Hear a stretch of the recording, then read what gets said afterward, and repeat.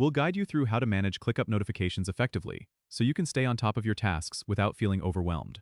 If you find this helpful, consider subscribing and liking the video. First, open ClickUp on your website and log into your account. Once you're in, go to your profile avatar located in the top right corner of the interface and click on it.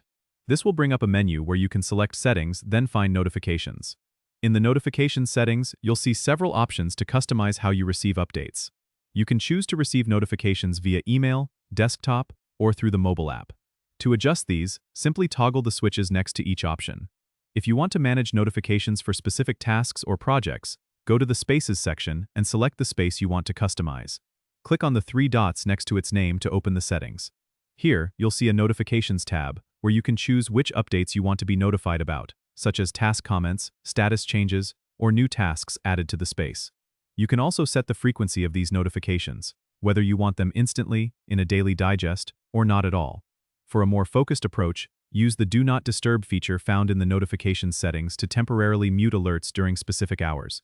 This is especially useful if you need uninterrupted work time. Remember, managing your notifications is all about keeping you informed without being overwhelmed. Experiment with different settings until you find what works best for you. Don't forget to subscribe and comment if this helped you out.